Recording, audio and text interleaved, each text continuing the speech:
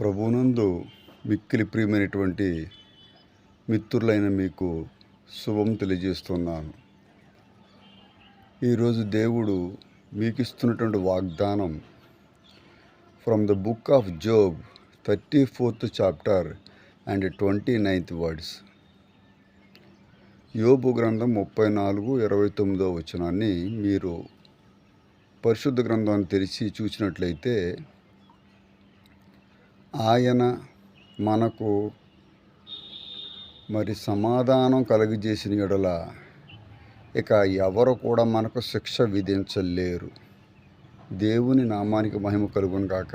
ప్రియులారా, మీరు నమ్మండి, ప్రత్యేకంగా నేను ప్రార్థనలో ఉన్నప్పుడు దేవుడు ప్రతిరోజు నాతో మాట్లాడుతూ ఉంటారు. ప్రార్థనలో ఉన్నప్పుడు దేవుడు నాకు ఇచ్చినటువంటి వాగ్దానము, ఈరోజు declare this promise to the world, ఈ లోకానికి ఈ మాటను తెలియచేయమని దేవుడు సెలవిచ్చు ఉన్నారు. కాబట్టి నేను ఈ మాటను మీ కొరకు ప్రత్యేకంగా పంపిస్తూ ఉన్నాను. ఆయన మనకు సమాధానాన్ని కలగజేయడానికి సిద్ధముగా ఉన్నారు.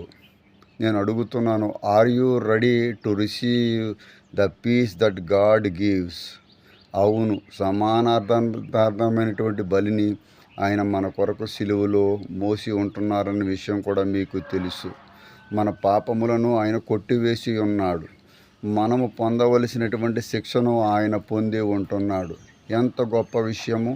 ఆయన మన పోషకుడు, ఆయన మన రక్షకుడు. రియల్లీ మనం చూసినట్లయితే ప్రతిరోజు మనం తినడానికి తిండి, ధరించడానికి వస్త్రాలు, ఉండటానికి ఇల్లు ఇచ్చినటువంటి గొప్ప దేవుడు ప్రొవైడర్, పోషకుడు, మనల్ని పోషిస్తున్నాడు.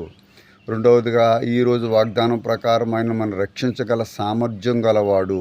ఆయన శక్తిమంతుడు, రక్షకుడు.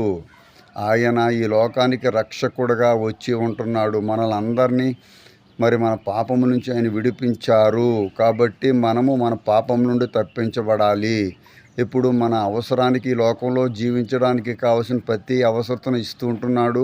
అట్లాగే మనం ఆయనతో నివసించడానికి, మనమంతా ఎల్లప్పుడూ ఆ లోకంలో ఆయనతో ఉండడానికి రక్షణ అనే దానిని దేవుడు మనకు అనుగ్రహిస్తూ ఉంటున్నాడు. అదే సమాధానము. అట్టి సమాధానము మీ అందరికీ, మీ కుటుంబ సభ్యులకు, సంఘ సభ్యులకు, దేవుని సంఘాలన్నింటికీ, దేవుని సంఘ విశ్వాసులందరికీ కలుగునుగాక. ఆమేన్, ఆమేన్, ఆమేన్.